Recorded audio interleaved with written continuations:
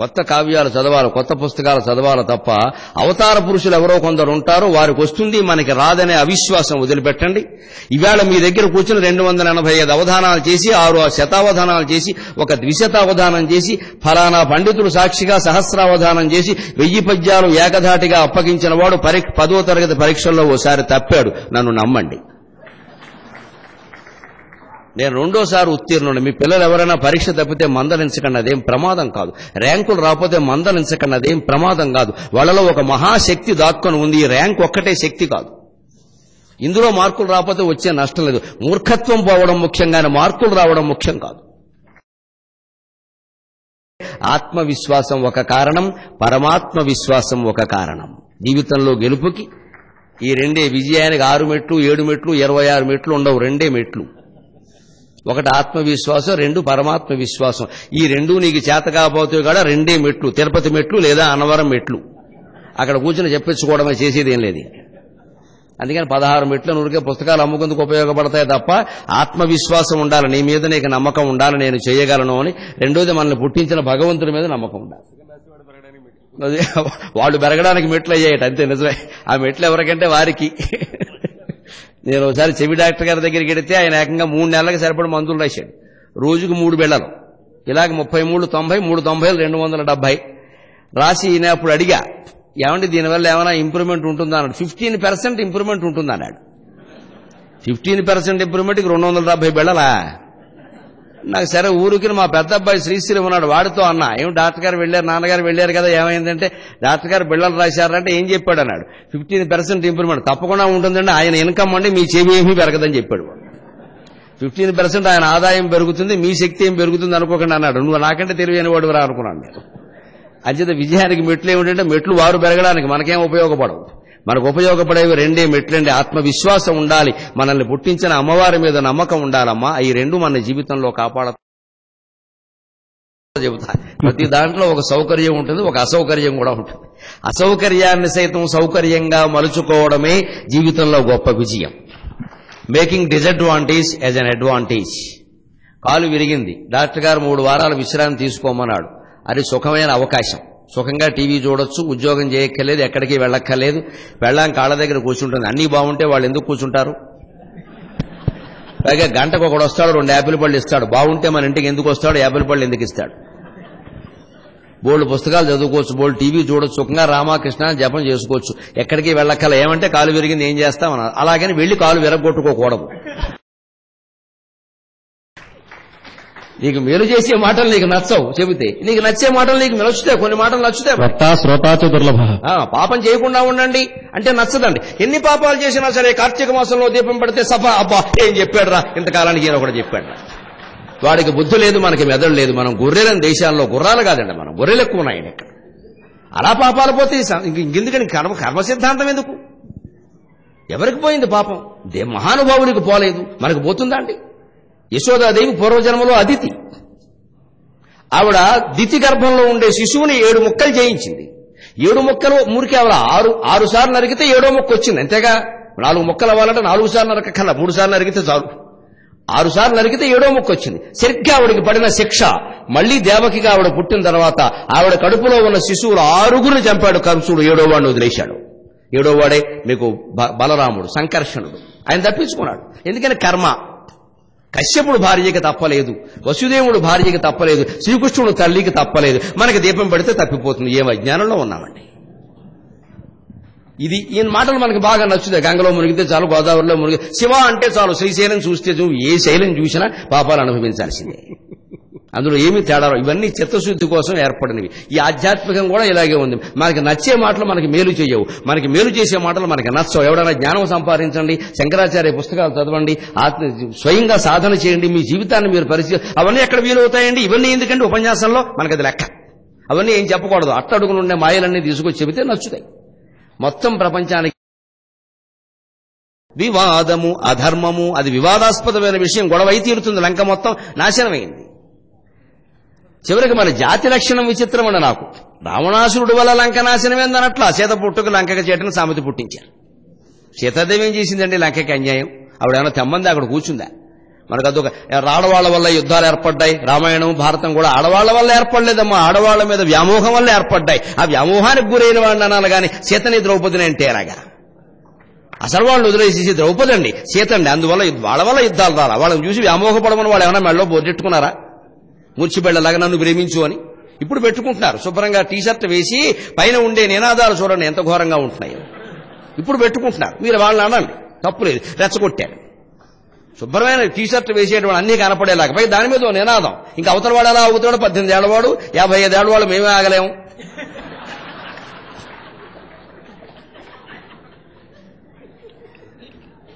అప్పుడేమో ప్రభుత్వం వారు రక్షణ కల్పించాలి, మంచిది. మనిషికో 2 పోలీసులు ఎడతారు అక్కడ, అప్పుడు వాళ్ళ వల్ల ప్రమాదం వస్తుంది. ముందు ఇది మారాలండి, ఇది మారాలి. ఇంత బహిరంగమైన వేషధారణ పనికిరాదమ్మా. మొహమాటం వల్ల నా కూతుళ్లుగా భావించి చెబుతున్నా, చాలా తప్ప వేషం అది. ఖచ్చితంగా బయట కప్పుకోవలసిందే. పంజాబీ డ్రెస్ అయినా కొంత సందర్భంగా ఉండేది. ఇదేమిటండి విచిత్రంగా జీన్స్ వేసి టీషర్ట్ వేసి సర్వావయవాలు కనపడేలా ఉన్న తర్వాత అవతల 17 ఏళ్ల కుర్రలకు వ్యామోహం కలగకపోతే తప్పు, కలిగితే తప్పేమిటండి? ఆశ్చర్యం ఏమిటండి? ఉప్పు కారం తినడం లేదా? మనిషి కాదా? అందుకని మన జాగ్రత్తలో మనకు ఉండద్దా? మగాడు ఉన్నట్టు మేము ఉంటామంటే మగాడుగా అవి లేవు, నీకు ఉన్నాయి, చూసుకోవద్దా? ఏం ఆలోచన ఉండద్దా అండి? కనీసంగా అమ్మాయిల్లో మార్పు రావాలమ్మా. ఇది ఆధునికత కాదు, అనేక రకాల ఘోరాలు జరగడానికి మూలం అవుతోంది. దయచేసి ఆలోచించండి. ఓ రంగంలో పెద్దవాడైన వాడిని ఏదో పత్రికల వారో ఏదైనా ముఖాముఖి కాస్త మీ అభిప్రాయాలు చెప్పండి అంటే, ఆ 60-70 ఏళ్ల జీవితంలో కొన్నే చెబుతారని, సంక్షిప్తం కొన్నే ఉంటే. మీకు చింతామణి నాగేశ్వర రామచంద్రరావు గారు చెప్పారు, పత్రికల వారు ఎన్ని కొన్నే చెప్పారు. నిజంగా ఆయన చేసిన పరిశోధనలు 1500 పరిశోధనా పత్రాలు, 150 పైన డాక్టరేట్, సామాన్యమైన విషయం అది. కానీ మన జగత్తులో విచిత్రం గమనించండి. నేను ఏడిచాను నిజంగా. టెండూల్కర్ బొమ్మ ఇంత పొడుగు వేస్తారు పేపర్లో, ఆయన పాదాల దగ్గర ఎక్కడో ఇంత వేసి రామచంద్రరావు గారు కూడా వచ్చింది. కూడా లిస్టులోకి వెళ్ళిపోయాడు పెద్ద మనిషి. నేను అనుకున్నాను ఆయనతో పాటు నీకు ఇవ్వడం కొంప మురిగిందయా. గాంధీ గారు పుట్టినరోజు అంటే లాల్ బహదూర్ శాస్త్రి పుట్టినరోజు వచ్చింది, ఒక్కడ ఆయనకి జెండా పెట్టడం. అందులో కమ్మేశారు. లాల్ బహదూర్ శాస్త్రి గారు వెళ్ళిపోయాడు. ఆ రోజు పుట్టడం ఆయన దౌర్భాగ్యం. లేకపోతే నిజంగా మీవాడు, ఇక్కడికి చెందినవాడు, మహానుభావుడు చింతామణి నాగేశ్వర రామచంద్రరావు గారు ఎటువంటి వాడండి. అయ్యా దండం పెట్టి కోరుతున్నా, ఒక స్వామీజీ కంటే ఎక్కువగా శాస్త్రవేత్తలను గౌరవించండి, దేశం బాగుపడుతుంది. కాషాయం కట్టినంత మాత్రాన వెనకాల పడకండి, మాయలో పడకండి. చాలా మోసాలు జరుగుతున్నాయి. అడ్డమైన వాళ్ళు కాషాయం కట్టేస్తున్నారు, వెంటనే పీఠం పెట్టేస్తున్నారు. దీనికి అవకాశాలు ఇవ్వకండి. చుట్టూ భక్తుల్లా శిష్యుల్లా చేరకండి దయచేసి. మాయలో పడకండి. గొప్ప శాస్త్రవేత్త, ఐఏఎస్కి క్యాంపస్ లో ఉన్నవాడు, మహానుభావుడు. ఎన్ని పదవులు తిరస్కరించిన బెంగళూరులో ఉద్యోగం చేస్తానని చెప్పాడు ఆయన. వాళ్ళ శాస్త్రవేత్తలకి, ఆ పరిశోధనలకి గొప్ప ప్రాధాన్యం లభించాలి. యువతరం శాస్త్రీయత మీద దృష్టి పెట్టండి. హేతువాదం అనకండి, నాస్తికత్వం కాదండి, హేతువు మీద దృష్టి పెట్టాలి. తార్కికంగా ఆలోచించాలి. పూర్వం వేదాంతం మాట్లాడేవాళ్ళు వ్యాకరణం నేర్చుకుని, తర్కం నేర్చుకుని వేదాంతం నేర్చుకునేవాళ్ళు. అది ఆట. చిరునవ్వు చెదిరిపోవక సరసమ్ముగ సాగజేయు సమరం విధియే. ఎంత క్లిష్టంగా నిషిద్ధాక్షరలో సమస్యలో ఇరుక్కుపోయినా ముఖం మీద చిరునవ్వు చెదరకుండా ఉంటే ఆలోచనలు అవే వస్తాయి. జీవితంలో కూడా ఎంత నిరాశ నిస్పృహ వచ్చినా కాలిమి కాలేసి ఫ్యాన్ 5లో పెట్టేసి నవ్వుతూ కూర్చోండి, 5 నిమిషాల్లో ఆలోచన వస్తుంది. అందుకని దుఃఖం వచ్చింది కదా అని శుభ్రంగా నల్లబట్టలు కట్టుకోవడం, ఆ నైటీ పొద్దు రాత్రి వేసిన నైటీ పొగలు కూడా అదే కట్టుకోవడం, దాంతోనే పడుకోవడం, ఏడుపు మొహం వేసుకోవడం ఉంటే అసలు ఉన్న బుద్ధి కూడా పోతుంది. శుభ్రంగా తలంటూ వేసుకోవాలి, ఇష్టమైన చీర కట్టుకోవాలి, హాయిగా లగ్గాన్ని లెగ్గేసి ఫ్యాన్ 5లో పెట్టేసి నాకేంటి అన్నట్టుగా ఉండాలి. దెబ్బకి 5 నిమిషాలు నీకు పరిష్కారం అవుతుంది సమస్య. మనస్సు చురుగ్గా ఉన్నప్పుడు మంచి ఆలోచనలు వస్తాయి, సమస్యల పరిష్కారాలు అవుతాయి.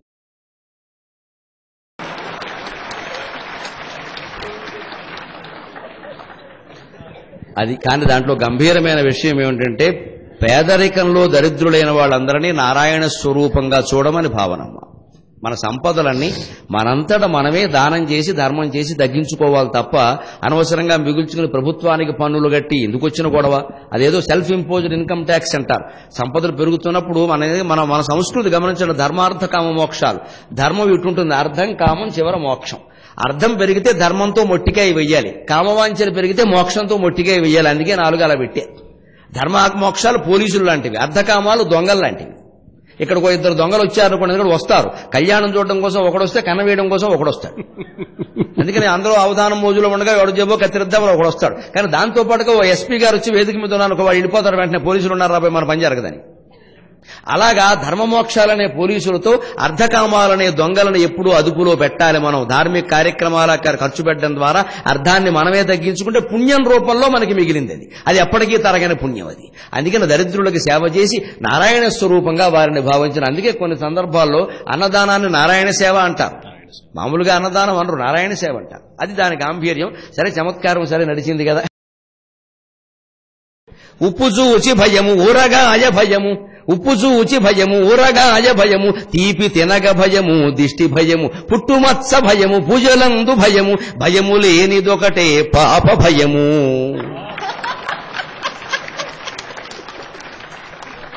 అన్నింటికి భయాలే మనకి. పాపం చేయడానికి భయం. 100 కోట్లు మింగేయడానికి ఎవడు భయపడట్లేదు దేశంలో, హాయిగా మింగేస్తున్నారు. పైగా అందరూ అలా ఉన్నప్పుడు మనం అలాగే ఉండాలి. మరి ఇప్పుడు ధర్మ సందేహాలు మమ్మల్ని ఎవడు అడగడే? ఎవరి లంచం తీసుకోవచ్చాను ఒక్కడ అడగలేదండి, అక్కర్లేదండి. తీసుకున్న లంచం ఈశాన్యంలో పెట్టాలా, ఆగ్నేయంలో పెట్టాలా? ఎందుకు ఆ ధర్మశాస్త్రం? లంచం తీసేసుకుంటావు, తీసుకున్న లంచాన్ని ఎక్కడ పెట్టాలని అడుగుతావా? ఇంత లోకువైందండి వాస్తు, జ్యోతిష్యం సమస్తం కూడా. చెప్పేవాళ్ళు అలాగే ఉన్నారు. దయచేసి ఈ మాయాజాలంలో పడకని. స్వచ్ఛమైన ప్రవర్తన ఒక్కటే జాతిని మనని కూడా కాపాడేది ఖచ్చితంగా. మనం ఎలా బతుకుతున్నాం? లక్ష్మీదేవిని ఏమన్నారండి? క్షీరసముద్ర రాజతనయాం లోకైక దీపాంకురాం. నీవు సంపాదించే 4 రూపాయలు పాల సముద్రంలోంచి పుట్టాలయ్యా, పాపాల సముద్రంలోంచి పుట్టకూడదు. అది లక్ష్మీదేవి శ్లోకం. ఆవిడ తండ్రి ఎవరు అని బిట్టుకొచ్చిన వేయకూడదు. లక్ష్మీదేవి తండ్రి ఎవరు? పాల సముద్రం, ఉప్పు సముద్రం, తిమ్మ సముద్రం అంటుంది. లక్ష్మీదేవి పాల సముద్రంలో పుట్టిందంటే అర్థం నువ్వు సంపాదించే ప్రతి రూపాయి స్వచ్ఛత నుంచి పుట్టాలి, తప్పుడు మార్గాల నుంచి పుట్టకూడదు. లోకైక దీపాంకురాం. నీ డబ్బు 10 మంది ఇళ్లలో దీపం పెట్టాలి. అంతేకాని ఆ దీపానికి 1 ఒత్తులా 2 ఒత్తులా 3 ఒత్తులా అది ఈశాన్యంలో పెట్టాలా, నా నెత్తి మీద పెట్టాలా? అసలు ఇంట్లో దీపం అంటే వెలుగు కదా. ముందు వెలుగు గురించి ఆలోచించండి. ఎక్కడ పెడితే ఏమిటి? ఇది శ్లోకానికి అర్థం. ఇది మానేసి లోకైక దీపాంకురములో కు 1 రా 1 చివర రకారం 1 ఉంది, అగ్ని బీజం. కాబట్టి 1 ఒత్తే పెట్టాలి. ఒకరు చెప్పిన మాట నేను చెబుతున్నానండి. ఇక్కడ ఉన్నారు పండితులు, చెప్పానండి. రకారం అగ్ని బీజమా? 1 రకారం ఉందా, అందుకని 1 ఒత్తు పెట్టాలి. ఏమిటా లెక్క? ఈ దరిద్రంలోకి తీసుకెళ్లకూడదండి ఆధ్యాత్మికతని. దేశం చూస్తోంది ఇవాళ అవినీతి రహితమైనటువంటి పక్షం కోసం, ప్రజల కోసం చూస్తోంది. రాజధానిలో వేసినట్టే మనం కూడా ఖచ్చితంగా అవినీతిని తిరస్కరించి నీతికి నిలబడతారన్న వాళ్ళకే వెయ్యాలంతే. ఎవడు వస్తాడు ఎవడు రాకపోతాడో తర్వాత తెలుసుకుంటా. ఢిల్లీలో జరిగే రాజకీయం గమనించండి. ఎవ్వరికీ నేను మద్దతు ఇవ్వాలని చెప్పాడు ఆ మహానుభావుడు. ఇస్తే ఓడిపోయినట్టేనండి ఖచ్చితంగా. అదేదో చాకచక్యం అనుకోవద్దు. అలాంటి చాకచక్యాల రాజకీయాల వల్లే ఓడిపోయింది. మళ్లీ ప్రజల దగ్గరికి వెళ్లవలసిందే. ప్రజలు ఖచ్చితంగా ఒక పక్షానికి ఇచ్చే వరకు ఎన్నికలు జరగాల్సిందే. ప్రజల తెలివి కూడా పెరగాలి ప్రజాస్వామ్యంలో ఖచ్చితంగా. అంటే అలాగే జరగాలి. మద్దతు ఇవ్వద్దు ఎవరికి. ఏదో పక్షాన్ని మీరు ఎన్నుకోవాలి, మీ బాధ్యత. లండన్ లో, యూరోప్ లో ఎన్నికలు జరిగితే 60% ఓట్లు వస్తే కానీ వాళ్ళు రాజ్యానికి రారు. రాకపోతే మళ్లీ ఎన్నికలు జరుపుతారు. అందుకని 1 ఓటుతో గెలవడం ఎక్కడ ఉండదండి అది. అలాంటి రాజ్యం మనం ఏర్పరచాలి. అందుకని శివుడికి స్వాగతం చెబుదాం. అయ్యా చదువు.